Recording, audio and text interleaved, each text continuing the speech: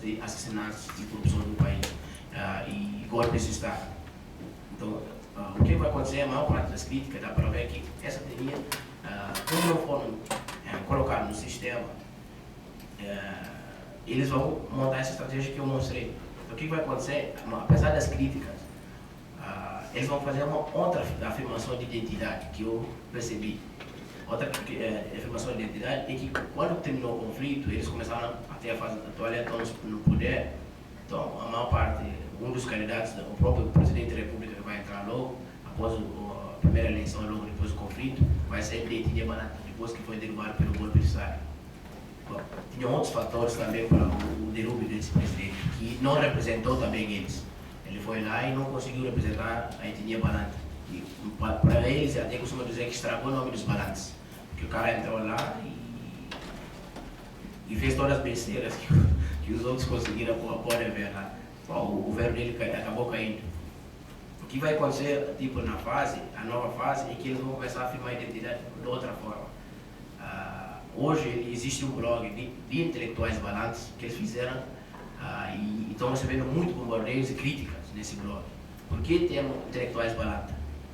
Porque, como está acontecendo muita crítica acerca da etnia, muitas etnias estão dizendo, mas os balantas eles só ficam nas Forças Armadas, não tem coisa para fazer.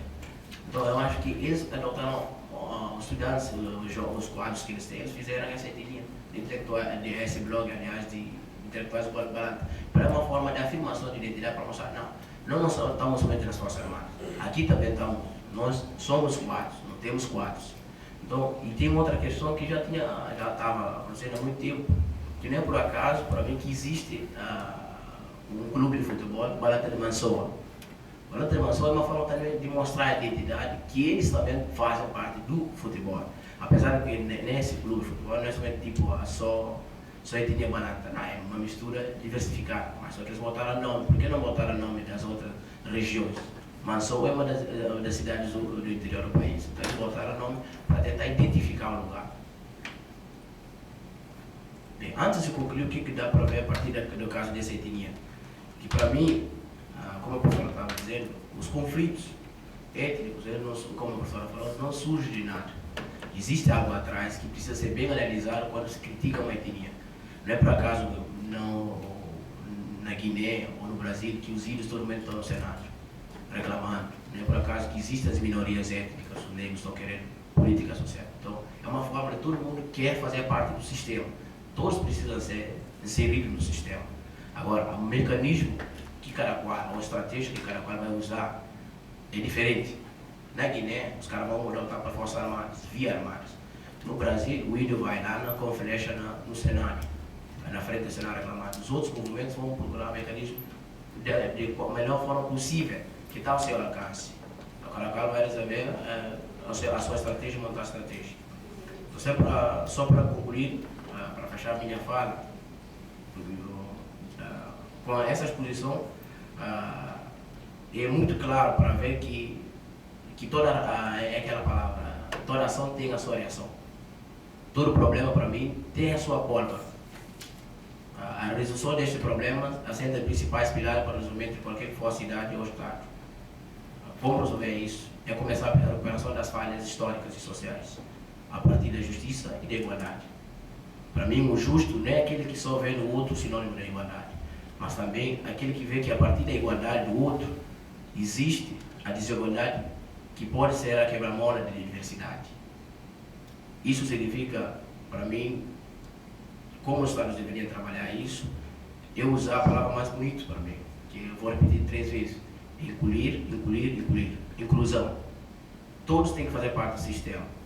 Se alguém está de fora, vai ter que usar outro mecanismo. A etnia não está... Quando uma etnia levanta, um grupo minoritário levanta para reivindicar, significa que algo está de mal. Ninguém senta na sua casa saindo para fora, ninguém sai da sua casa só saindo quebrando as coisas por lá. Então existe algo atrás. Então quando a gente vai fazer análise, é bom que a gente faça análise crítica de uma forma ampla, ir na raiz para tentar descobrir as coisas. Obrigado.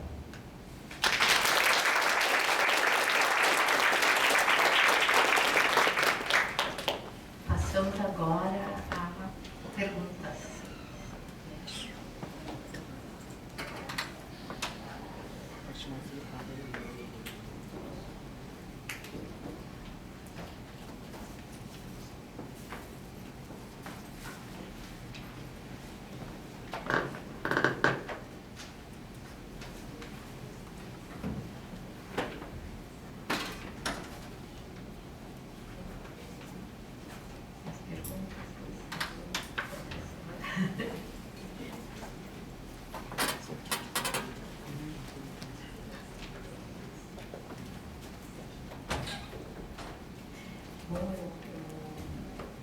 gostaria, assim, a palavra inclusão é tão importante, então, não sei se vocês gostariam de discutir inclusão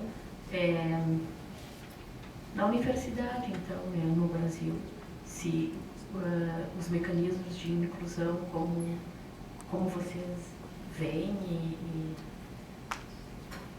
enfim. Eu e o Federico conversamos antes, animadamente, sobre as possibilidades de dialogar entre Brasil e Guiné. E nos demos conta de um abismo imenso de experiências, de informação, e aproximamos o possível com a ideia de que, geralmente, em termos conceituais, ou mesmo em termos jurídicos, se atribui a uma pulsão conflituosa a determinada etnia, e isso reiteradamente reverbera nas políticas, nas decisões políticas também. E do meu ponto de vista, isso é um vício, então, bastante entranhado na ciência também, de uma perspectiva colonialista, né, que sempre situou, plotou no mapa, estabilizou, tentou produzir unidades sociais, alheios mesmo a próprias noções que as pessoas se colocam no mundo e se autoafirmam enquanto parte de uma coletividade, né? Inclusive, de maneira inusitada, no caso do Brasil, quando a gente vê indígenas completamente misturados e fazendo toré, né, e recriando rituais e reivindicando uma identidade indígena, e quem sou eu para dizer, não, você não é exatamente o indígena que eu esperava. Os sujeitos estão reivindicando um lugar próprio nesse mundo, num determinado território, num determinado modo de vida. Então, esses vícios da ciência de produzir unidades tão purificadas, né, não convergem com as experiências concretas que nós temos com as afirmações de identidade. Mas nosso esforço aqui foi um pouco para deslocar a ideia muito comum, né, de que ao étnico se atribui um determinado valor.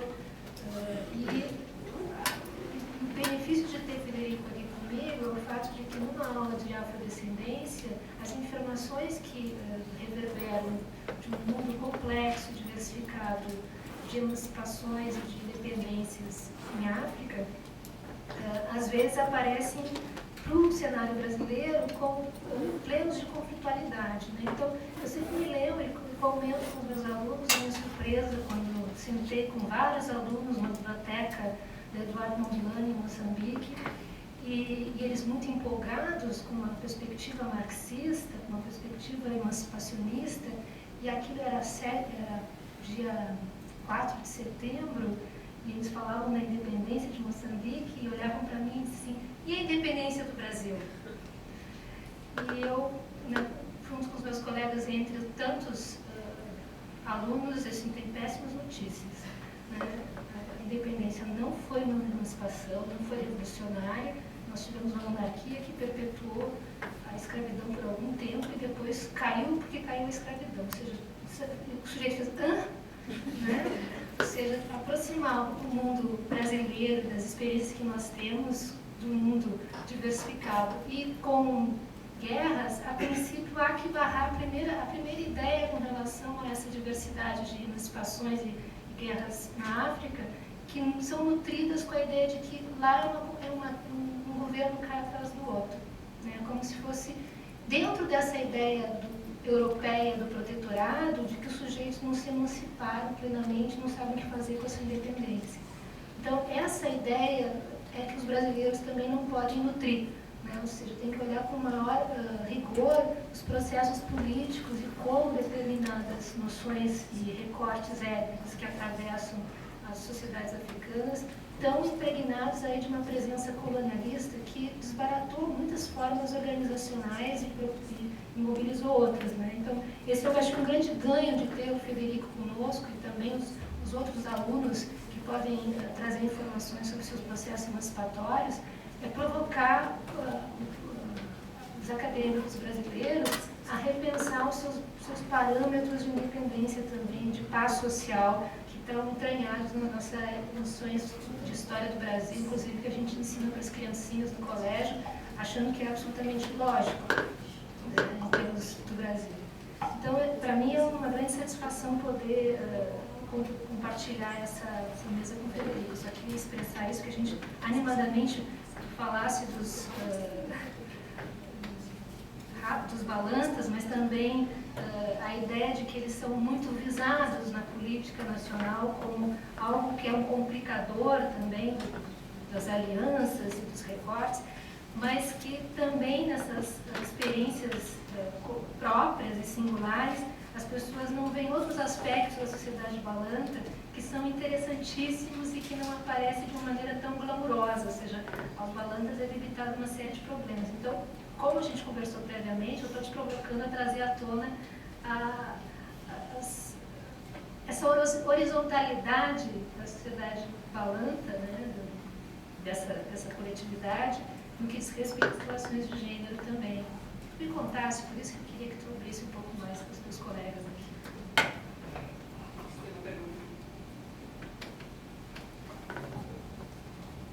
Tá, eu queria fazer uma pergunta para o Frederico. Eu sou Mamadou Mutara Embaló, faço biblioteconomia na URGS também. A minha pergunta é a seguinte: o Frederico, como ele entende bem do assunto, não sou nenhum sociólogo e nem não entendo muito do assunto, mas enfim, já que estamos debatendo essa parte, que eu sou guineense, mas não entendo também bem profundamente como é que funcionou esse processo de luta armada, enfim. Mas a minha pergunta é: será que no meu ponto de vista, eu achava que o Guiné tem vários problemas devido à fala da professora mesmo, que a etnicidade emana conflitos, assim, enfim, mas como o Frederico explicou essa parte agora, eu fiquei meio em dúvida, assim. Brasil e Guiné tem um pouco de diferença. Somos pequenos etnias, assim, e no caso do Brasil já é diferente. Como a professora falou, referiu só os quilombolas e negros, né? Não entendo, é indígena, não sei o que é quilombola, não entendo bem. Mas não sei se são os negros que são referidos a quilombolas ou se são quilombolas. Não entendo bem, mas enfim. Só que no caso da Guiné, que somos várias etnias melhor, que assim, que são pequenas etnias, assim. Daí eu queria que o Fred, como a pessoa que entende o assunto, me explicasse: será que é essa multiplicidade de etnia que traz o conflito, ou é fato de que os balantas não foram inseridos bem no sistema? E eu queria um pouquinho que ele explanasse melhor essa parte, assim, porque é meio confuso. Eu até, como guinense, não entendo essa parte. Eu queria E para a professora, eu queria saber, assim, essa etnicidade aqui no Brasil, esses grupos étnicos que estão se referindo, é só negros e indígenas? E a outra parte, eu não entendo bem. O que aqui no Brasil, quando se diz etnia, quais são os grupos que estão sendo referidos como etnias? São só os negros, indígenas, que não são incluídos no sistema, como dizem, como o Frederico disse, se não, todo mundo não for incluído, então a coisa não funciona. Queria saber se aqui no Brasil se são só os negros ou indígenas que são considerados como etnia, ou que são considerados como pessoas que não foram incluídas no sistema.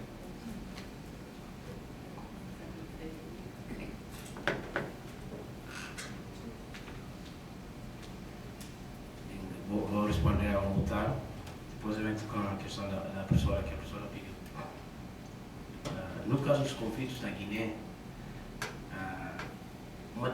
para mim, acho que uma das estratégias deixadas pelo regime colonial. Porque logo quando os portugueses chegaram, a questão das etnias, tipo a questão das etnias que não favoreceram eles, permitiu com que eles ficaram com questão de ódio, de vingança. Foi uma estratégia deixada. Esses caras são resistentes. Então tinha todo o negócio atrás. Dentro de uma obra de um sociólogo guinense, Carlos Lopes, então eu posso te emprestar depois para tu olhar como tem uma estratégia, a fase atual que o país está enfrentando, é é uma estratégia deixada pelo regime Salazar que ia ser aplicado na Guiné. Mesmo no negócio que está. Então, tinha 5 motivos, forma de tentar desestabilizar totalmente a Guiné. Era mexer no mesmo negócio que os colonizadores fizeram antes, os europeus fizeram. Quando se faz conferência de Berlim, o que motivou primeiro os colonizadores a dominar a África? Vira a questão da diversidade. Poxa, para chegarmos aqui, se é de etnia diferente, sou de etnia, eu tenho que beneficiar a tua etnia, eu vou ficar com raiva. Depois, trabalhar só com os mutar, o mutar somente é que beneficiou. Então isso serviu de trazer todo o problema. Algumas etnias se sentirem injustiçadas com isso. Agora, claro, tem a questão que se discute, os problemas do conflito no país, não é somente a etnia balanta que ficou vitimizada, não. Mas muitas críticas que vêm acontecendo sobre a etnia balanta, eu acho que precisa ser verificado melhor, porque eles foram excluídos do sistema. Quando eu falo que questão de excluir o sistema, é para ver o seguinte. Em janeiro, quando eu estava na Guiné, eu fui fazer uma pesquisa no Ministério do Interior, na Polícia Judiciária, e o senhor me falou, um dos vezes, me falou uma coisa bem interessante. Eu perguntei para ele, quantos anos tu fez estar aqui? Era recepcionista. O senhor, velho, 58 anos que ele me disse. Aí, ele me disse, 38 anos que eu estou aqui. Aí eu disse, e aí quanto tu ganha? O valor salarial é muito baixo. Perguntei o número de família que ele tinha.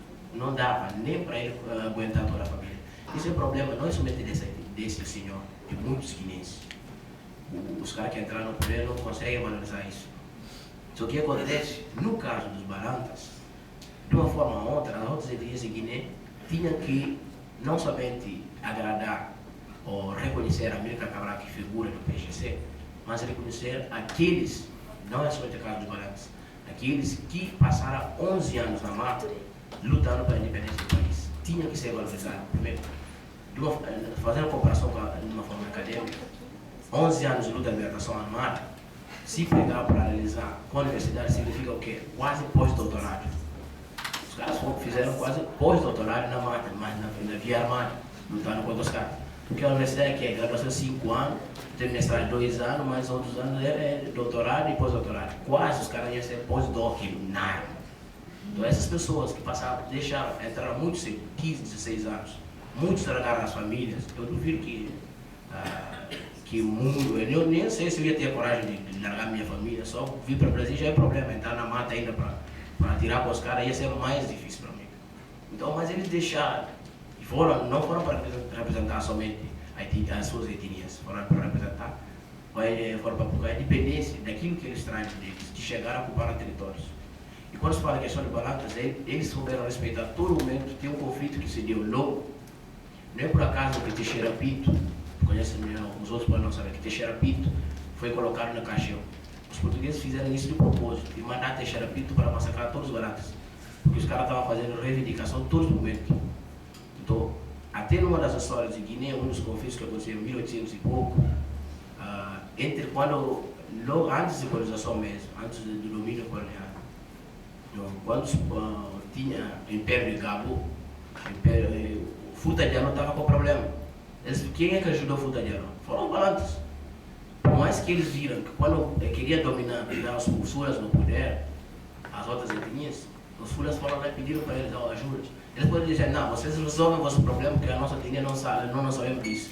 Mas eles sempre tentaram ajudar, tentaram colocar, respeitar a diversidade étnica. Isso. Eu acho que, e para a nossa juventude, eu acho que uma pena que a gente está fazendo essa questão sempre de criticar os balantas. Hoje, os balantas, a questão étnica é uma questão que os portugueses, o regime colonial, tentou sempre pintar na gente para mostrar a diferença. E quando a gente perceber essa diferença, que a gente tem que reconhecer que existe diferença, mas não de forma negativa, de forma positiva. Que isso faz parte da nossa diversidade, isso faz parte para a gente conviver. E isso é uma boa parte para a nossa convivência. Não olhar de diferente como uma coisa ruim, que o regime colonial montou esse sistema para olhar.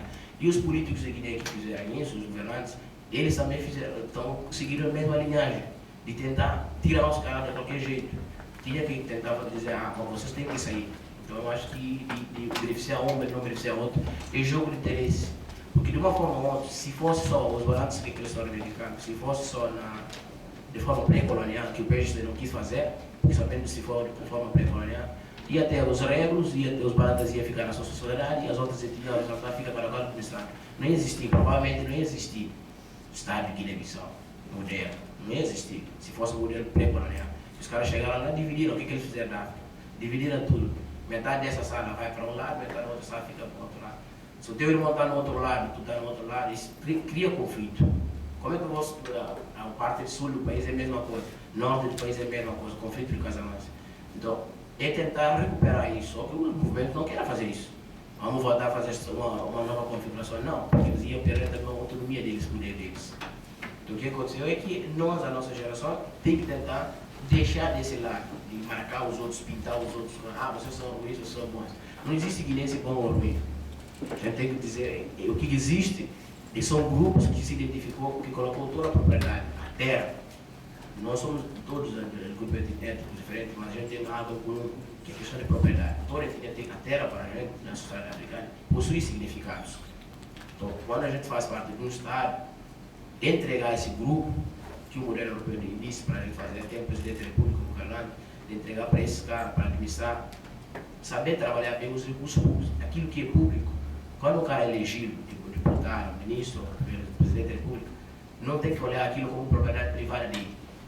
Eu costumo dizer, qualquer que for o governante de Guiné, qualquer governante africano, quando ele entra, ele tem que esquecer o seguinte, aquilo lá não é empresa dele, é um negócio público, tem que administrar para bem de toda a sociedade.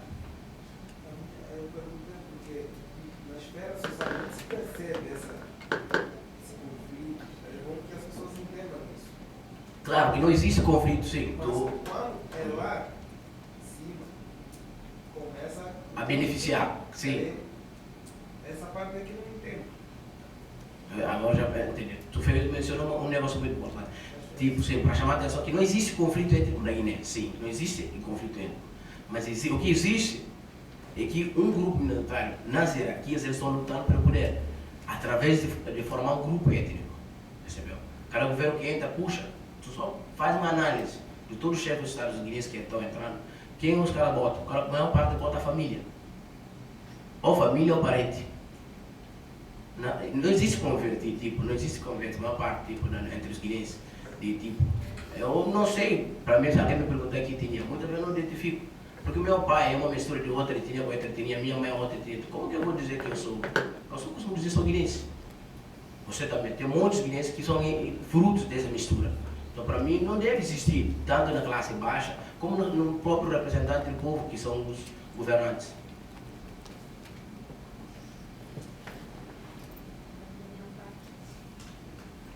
Da minha parte, fizesse várias perguntas que eu acho tendenciedades, né? Primeiro, a definição de quilombola, se são só negros ou não. Na realidade, quando a gente vê a definição de quilombolas, a gente vê também as comunidades brincando com o termo, que elas também estão aprendendo, e falando carambolas, o que é isso, né?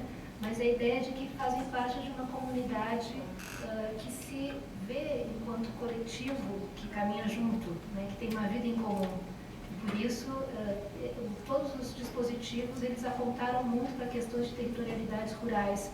Ou seja, está falando de uma experiência de afrodescendência, uma experiência que, no início da promulgação desse dispositivo, ainda exigia que as coletividades mostrassem, comprovassem positivamente que tinham ligações com o período escravista, a sua localização territorial. Né? Então, isso tem a ver, sim, com processos de reparação histórica de coletividades que tiveram alijadas desse sistema de distribuição de terras em termos de titulação. Né? E, portanto, com uma política de reparação desse alijamento cartorial, de ter seus títulos reconhecidos. Então, aqui no Rio Grande do Sul, por exemplo, há comunidades que tinham a carta-testamento doando o território para eles, mas essa carta, nas várias mudanças do sistema cartorial, perdeu a efetividade, perdeu a validade pelo esbulho dos lindeiros e de pessoas que se apropriavam, tentavam sempre avançar em cima desses territórios. E nisso elas são impelidas a um processo administrativo para buscar uma estabilidade daquilo que consideram a sua propriedade e que tem inclusive documentos que não estão reconhecidos na atualidade pelos cartórios atuais. Então, essa definição de quilombolas é bastante ampla E ela tem sido muito alargada em função de que também tem sido a oportunidade de historiadores e antropólogos conhecer as experiências diversas de afrodescendentes, do Maranhão até o Rio Grande do Sul, os Tardas, que é a parte mais extrema, ou seja, são muito variadas e dizem respeito ao que nós estamos aprendendo sobre a história de pessoas que foram invisibilizadas nesse sistema jurídico das propriedades e das titulações. É um grupo étnico? Não é um grupo étnico?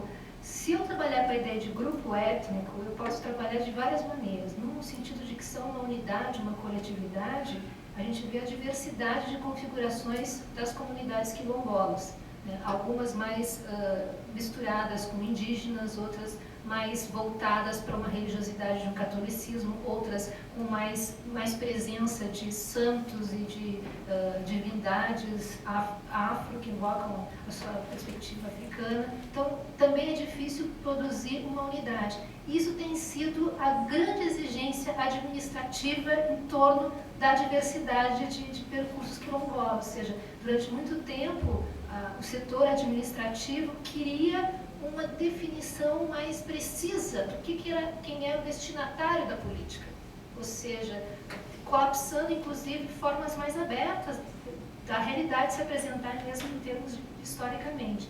Então, de alguma maneira, como grupo étnico também, é difícil a gente tentar analisar como grupo étnico, peneirando aí, buscando uma pureza das formas, que é tudo que o administrativo quer, né? Porque a gente vê que a experiência das pessoas, se há alguma coisa em comum, é uma experiência de resistência e permanência nesses territórios.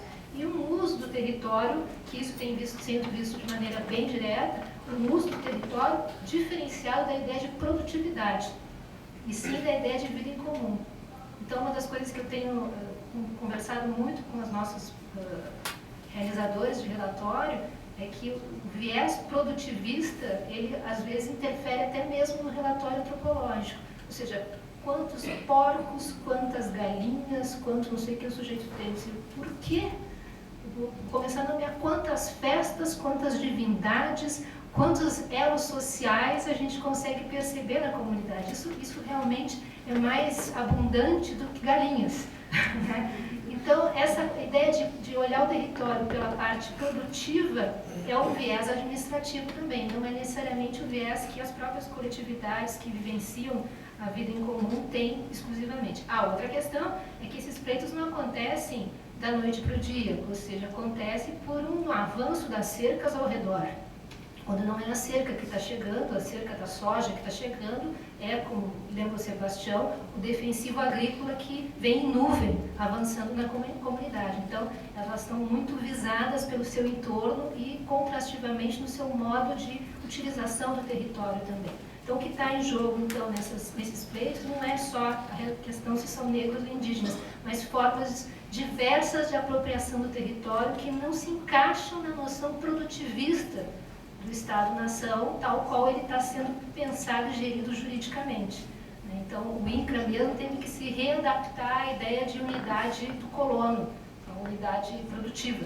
Quando foi pensado o quilombolas, tinha que pensar outros parâmetros que não todos os seus formulários, todas as suas rotinas burocráticas, né? Alguém tem que pensar isso e, por sinal, a gente tem cientistas sociais agora intrugidos em vários setores do FUNAI e também do INCRA, né? Outra coisa que eu acho que sim, que a conflitualidade, como mostra também o Frederico, ela se extrema quando as pessoas não estão incluídas no jogo do diálogo, né? Então, esse eu acho que o cenário atual no Brasil está mostrando isso.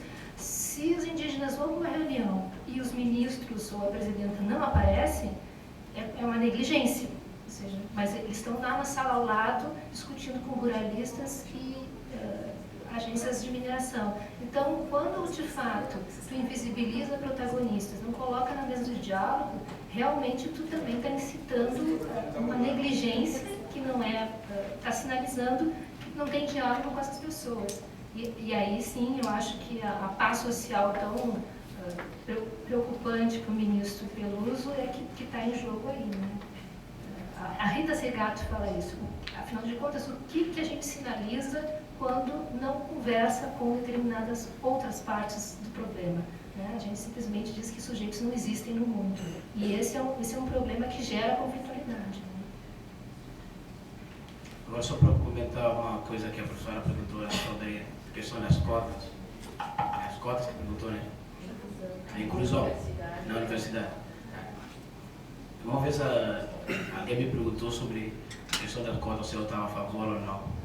Eu respondi que eu estava 100% a favor das cotas. Por quê? Eu dei exemplo aí.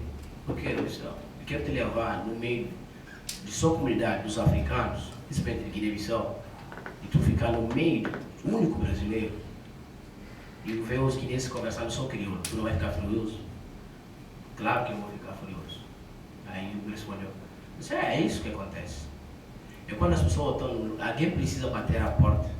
As políticas e inclusão social que existem, é que se alguém não bater a porta sempre vai ficar fechada. Ao meu modo de ver. Então, as políticas de cota que existem, nem é questão tipo para olhar como uma política, os caras vieram para ocupar o lugar. Outra coisa que eu sempre costumo dizer é que o Brasil é muito... é um país que tem tudo para ser o melhor país do mundo. Sempre costumo questionar, brincar, por que o brasileiro admira o norte-americano? Tudo que vem dos Estados Unidos, tá bom. E, para mim, eu sempre costumo dizer porque o Brasil tem toda a condição, se tirar uma coisa só, uma única só que está pensando na sociedade brasileira, é desigualdade social. E essa desigualdade social também tem a sua tinta. Tem uma tinta atrás. Então, isso para mim, as minorias, não somente o caso do negro, os indígenas que estão surgindo, os movimentos de gays e lésbicas que estão.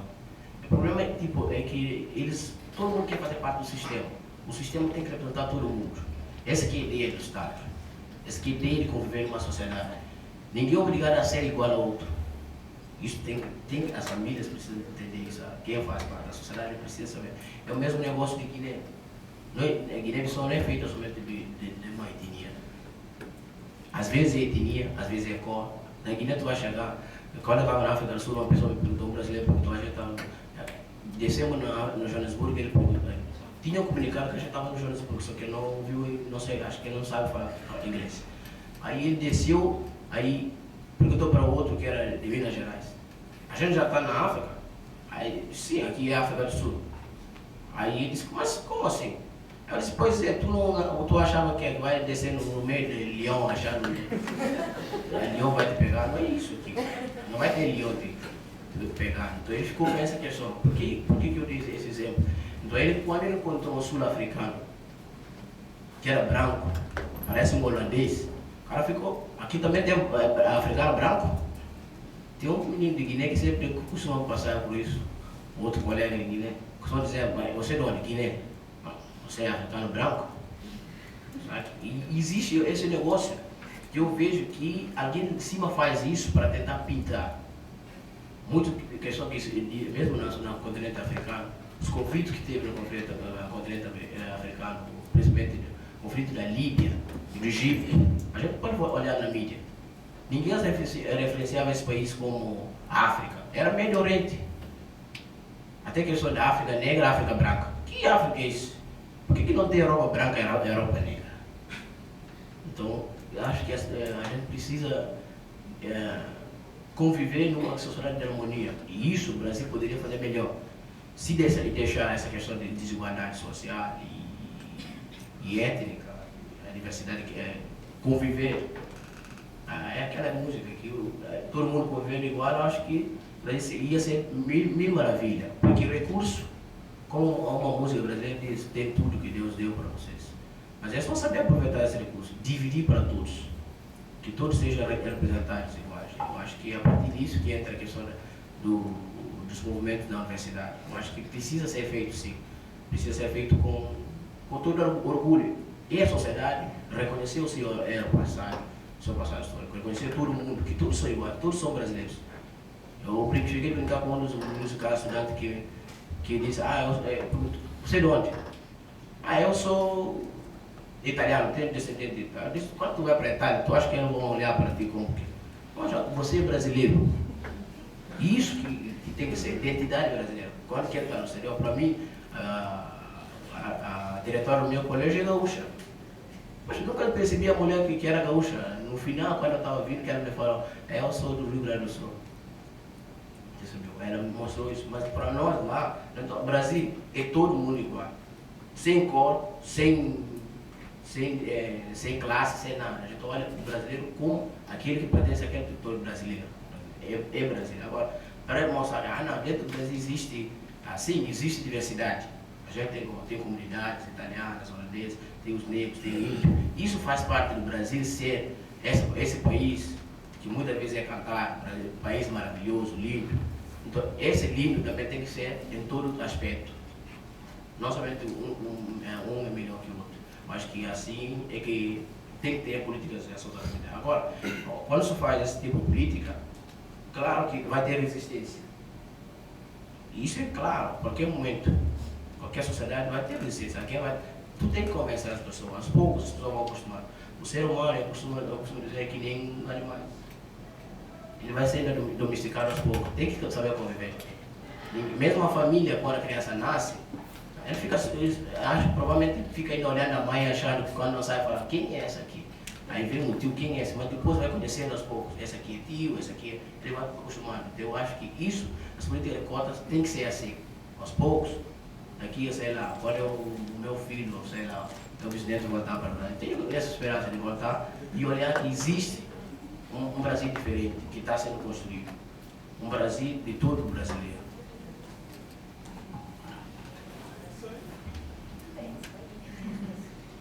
Bom, falar de cotas, para mim, é meio redundância, os alunos já sabem. E a própria universidade já me chamou uma vez para defender o sistema de cotas junto à audiência pública no Supremo Tribunal Federal. E não me chamou como especialista sobre o tema etnicidade, e sim como uma professora no lugar do advogado da universidade.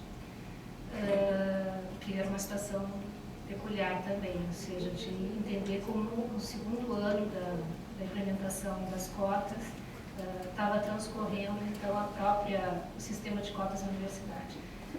Sim, então, eu sou a favor das cotas, não sei o que elas projetam, mas eu tenho uma abertura para esse acontecimento, né? E eu acho que essa é a receptividade que as pessoas devem ter, não pelo projeto que ela vai plasmar, mas pela possibilidade de fato, movimentar, dinamizar, colocar coisas que não eram discutidas na mesa, formatos a serem experimentados.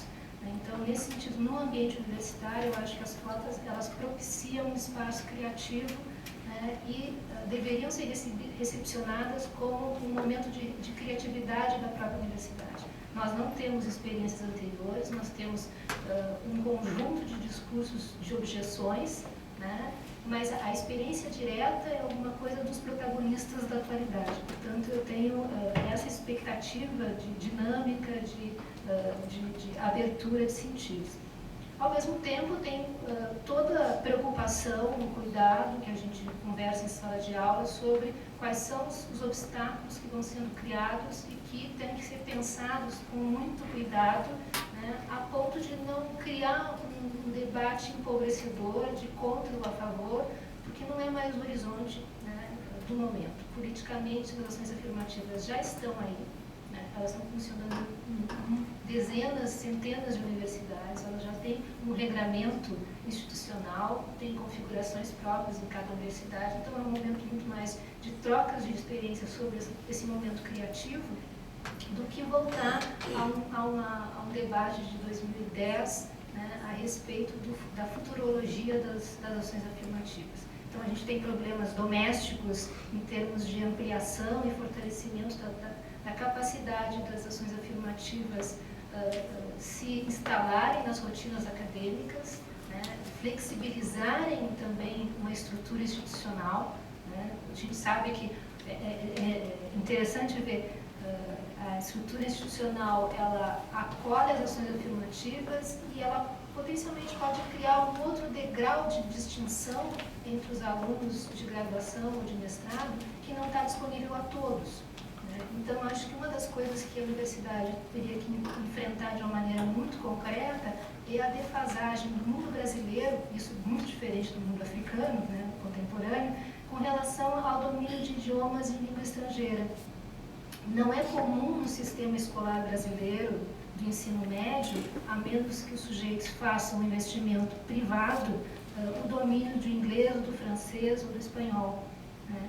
Isso, então, esse elemento é um elemento de alta distintividade na concorrência de recursos de bolsas de iniciação científica ou de intercâmbio, de acordo com o curso universitário que os alunos estão fazendo. Então, ao mesmo tempo que se faz um esforço de inclusão do diverso, seja ele diverso por ser oriundo de escola pública ou então por uma autodeclaração de afrodescendência ou como negro, ao mesmo tempo se cria um outro degrau de distinção de pessoas que ingressam em outro circuito internacionalizado, que é o caso da URGS aqui, mas que não necessariamente sinaliza que é para todos, mas todo mundo sabe que nem todo mundo pode ascender sem investimento em idiomas. Então, esse tipo de preocupação sobre os degraus que vão sendo criados dentro da própria instituição e que são elementos de distinção e de excelência que não estão distribuídos de maneira igualitária, me soam também como parte de uma preocupação que deveria ser dada também a alunos que entram através das ações afirmativas. Quiçá a questão não seja voltada só para os alunos de ações afirmativas, mas uma universalização dos ensinos básicos de inglês e francês dentro do ambiente universitário, que é feito aqui na URGS, mas é feito na forma do DEL, na forma de curso de extensão, e não como uma coisa que instrumentaliza o aluno da universidade de maneira geral, né? Então, eu vejo os alunos que vêm de África muito bem instrumentalizados. Acredito que no seu ensino público, especialmente no Senegal, não sei como são outros países, mas Moçambique, por exemplo, falar inglês é alguma coisa que está na ordem das experiências familiares também, dos circuitos com a África do Sul. E que é algo que, para os brasileiros, começa a ser exigido como um quesito. A gente, outro dia eu brincava, a exigência da escolarização do sujeito que vai trabalhar na construção civil, lembra que eu falava, ou seja, agora só vai trabalhar na construção civil quem tiver primeiro grau completo, segundo grau completo, para virar cimento. Ou seja, essa exigência de qualificação para um ofício braçal, ela está funcionando de que maneira, afinal de contas? Como mais um degrau de seletividade, né, de peneira de quem está dentro do sistema formal, quem está fora. Então, de fato, prestar atenção na ação afirmativa também é prestar atenção em como é que o sistema universitário cria outras formas de privilegiar e de catapultar alguns alunos em detrimento de outros também no seu percurso acadêmico. Então, eu sou uma pessoa muito entusiasmada com a criatividade, mas muito atenta a essas formas, né, de criar empecilhos também na formação dos alunos em função de exigências que são pouco oferecidas também dentro do sistema universitário, mas são muito exigidas. Boa tarde, eu sou Henrique, sou graduado em Ciências Sociais e estou fazendo licenciatura em Ciências Sociais e pretendo fazer um mestrado agora adiante. Mas, Frederico, nós fomos colegas na graduação, tu falou uma coisa que me chamou a atenção sobre a questão da visão que se tem da África, né? Eu sou paraense, eu sou brasileiro e sou do Pará. Não faz muito tempo, eu moro aqui há 18 anos, que pessoas me perguntavam se no Pará a gente via jacaré no meio da rua. Né? E não era na África, aqui no Brasil, né? Pessoas que ainda acham que a Amazônia, a gente tropeça em jacaré, em cobra gigantescas, né? E tem até um presidente, há pouco tempo, que dizem, né, foi verdade, que foi na África, que no discurso dele para elogiar o país que ele estava da África, ele disse que se impressionou com a limpeza, com a organização, a limpeza das ruas daquela cidade, que nem parecia um país africano. Achou que estava elogiando aquele país. Mas eu queria... então, essa questão do preconceito social, ele é uma coisa meio que entranhada, né? E quando ele passa a ter corpo, você falou, aí passa a ser racismo. Então, algumas políticas públicas tentam, de alguma forma, a compensar essa questão. O Brasil tem 380 anos de escravidão, né? E ficou de 1888 a 1988 sem qualquer política em relação aos escravos, aos ex-escravos. São 100 anos que libertou e tchau, ó, estão libertos. E aí eu queria aproveitar, né, a professora Denise, que é uma especialista nessa questão, vai fazer agora em novembro 10 anos da regulamentação do artigo 108 em relação ao território, que é o decreto 487. E nós estamos num momento que, lá em 88, quando se incluiu esse artigo, foi muito naquela assim, vamos colocar a questão do direito à terra aqui, não vamos, porque deve ser uns 2 ou 3 aí, deve ser ali um ali no Maranhão, um ali na Bahia, a gente resolve. E hoje são quase 4.000, dizem até que são mais de 4.000 comunidades quilombolas reivindicando, fora aquelas que ainda não estão reivindicando. E há um movimento, né, de levar para o Congresso Nacional a questão de o Congresso Nacional definir a demarcação das terras, tanto quilombolas como indígenas. Porque se percebeu que não é só mais nenhuma nem 2 comunidades, né, e que tem uma questão que, quando começou eu trabalho nisso há muito tempo, desde 2003, quando começou esse trabalho de identificação e regulação de áreas quilombolas, então as pessoas, não, vamos impedir como? Não, vamos ler o artigo ao pé da letra. Né? Se demarca e titula as terras ocupadas pelas comunidades quilombolas, ou não, pelos remanescentes comunidades quilombolas.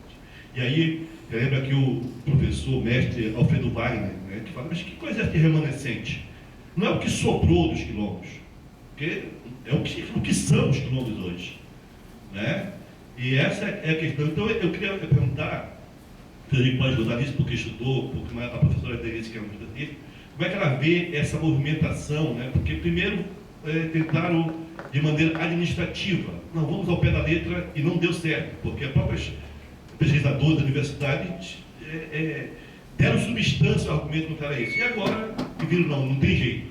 Né? Vamos agora tentar impedir na política, levando para o Congresso.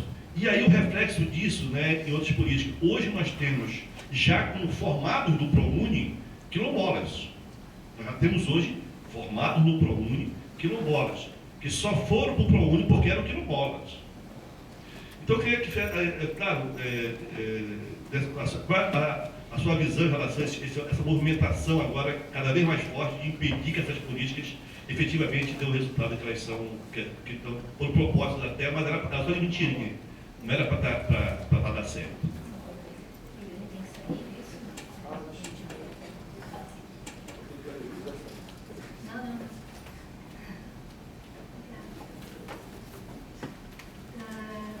Na realidade a gente oscila, né?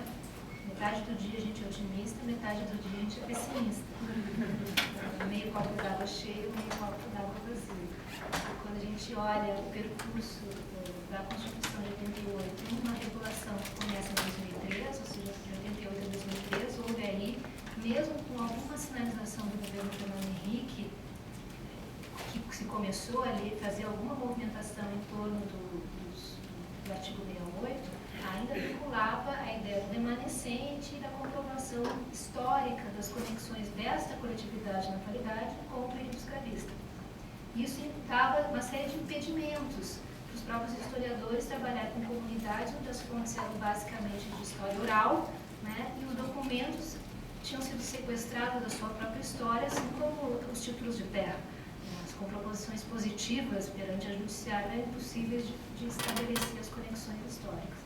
Depois a gente tem vários outros desdobramentos, a certificação da Fundação Palmares, de um regulamento que sai do Ministério Federal e ingressa no INCRA. Então, a gente pode ler isso como uma história de avanço, no sentido de que essa é uma política de Estado e não uma política de governo, porque ela está situada no INCRA, ela tem rotinas administrativas, tem o direito ao contraditório, né, em todos os momentos do procedimento. Isso também ganhou uma certa robustez por parte dos contraditórios, né, portanto, um processo demarcatório demora bastante tempo em função da quantidade de mediações que ele envolve, inclusive do fôlego da própria comunidade quilombola em se manter ativa diante de tantos obstáculos administrativos que ela vê se configurar na sua frente. E, bom, dos vários, agora estou fazendo a retórica do copo d'água meio vazio. né?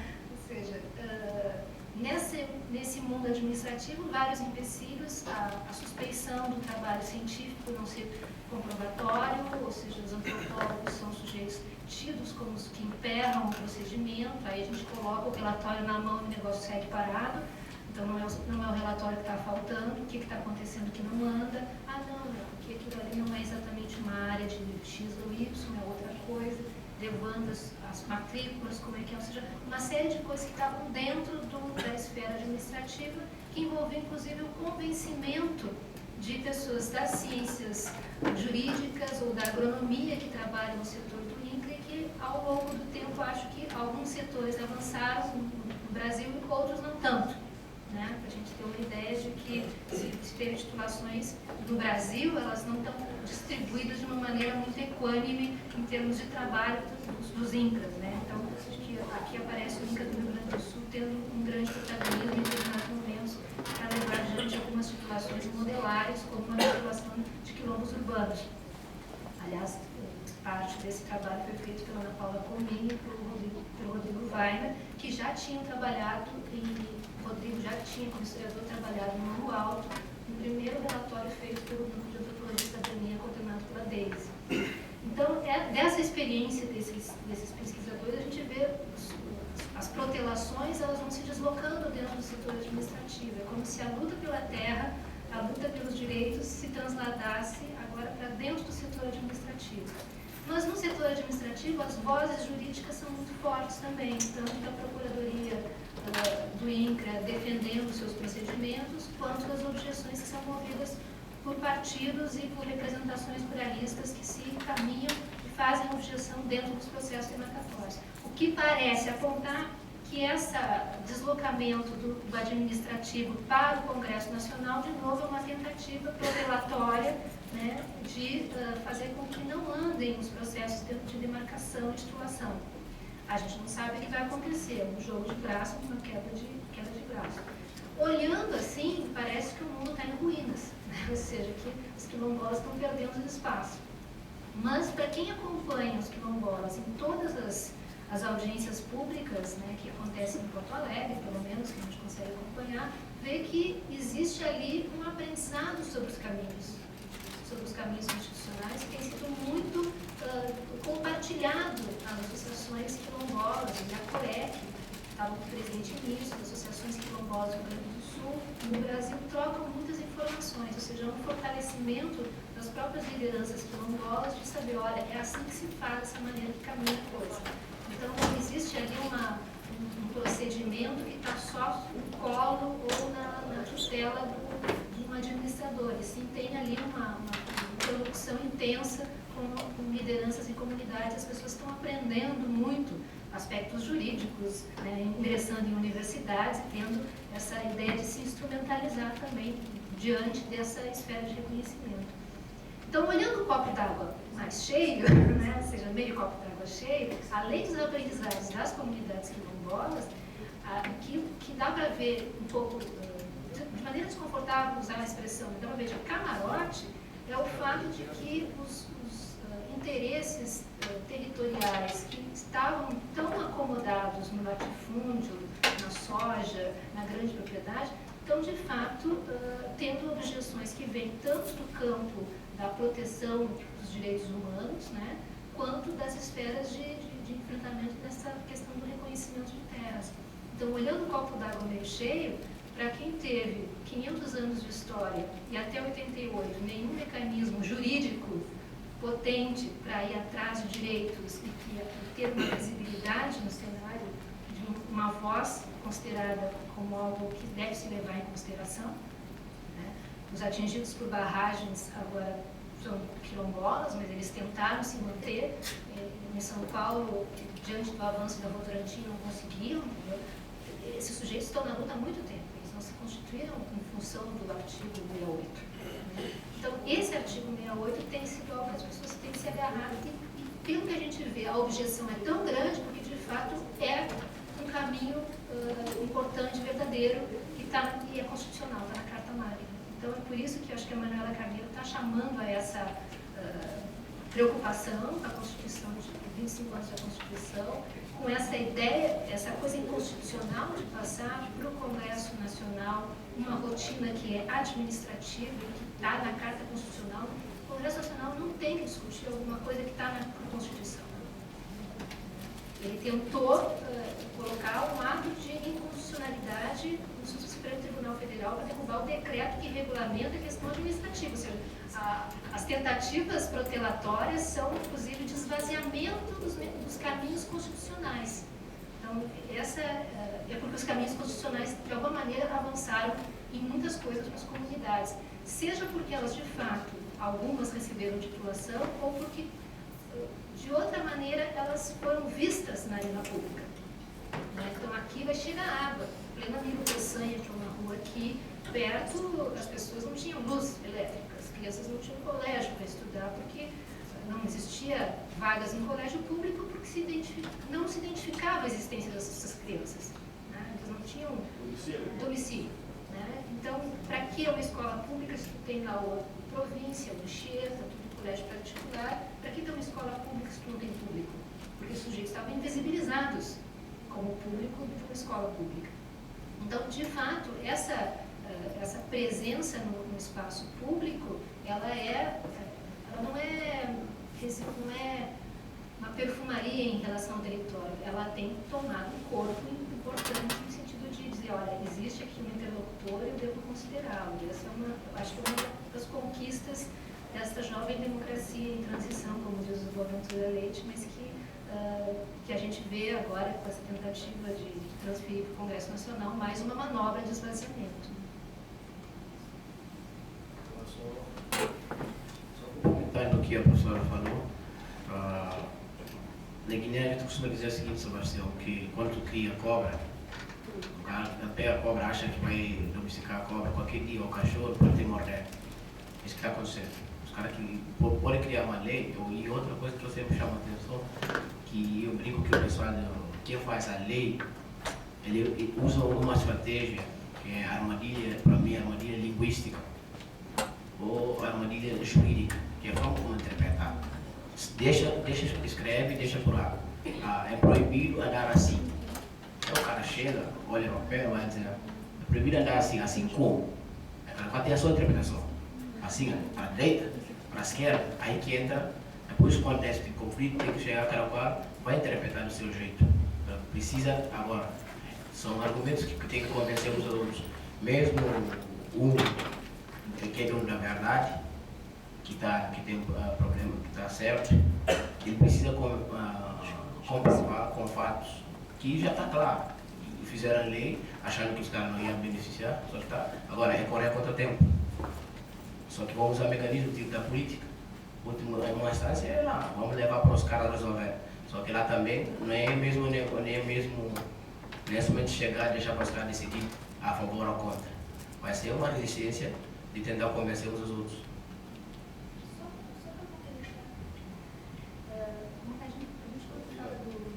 A gente quando fala do artigo 68 e fala, uma lei, achou que ninguém ia prestar atenção. Também eu acho interessante ler um pouco mais, acho que agora a Manuela Carneiro tem publicado mais coisas. A discussão da Constituição de 88, da Constituinte, tu lembra muito bem, foi uma batalha de visões, né? Visões de mundo. Exato. Então, se falava do centrão, se falava de vários conchavos, etc. Então, havia ali um grupo de intelectuais que envolvia antropólogos, indigenistas, indígenas, representantes de comunidades negras também, de representações do movimento negro, e tentaram colocar o artigo 68 dentro de um ordenamento mais estável. Mas, na negociação, ele teve que escorregar para as disposições transitórias, ou seja, foi parte da negociação a possibilidade de deslocamento para essa disposição transitória, como uma espécie de, tudo bem, uma concessão, a gente coloca, mas não na parte principal, volta na parte transitória. Então, mesmo a letra da lei da nossa Constituição já foi intensamente negociada. Né? Então, e é por isso que as pessoas estão se agarrando com ela. Já foi a Carta Magna, Em cima disso, do que nós queremos do Brasil, é que nós vamos discutir o como fazer. Né? E o que o Congresso, essa ideia de passar para o Congresso Nacional, é como rediscutir a relação de novo. Não, a gente não está querendo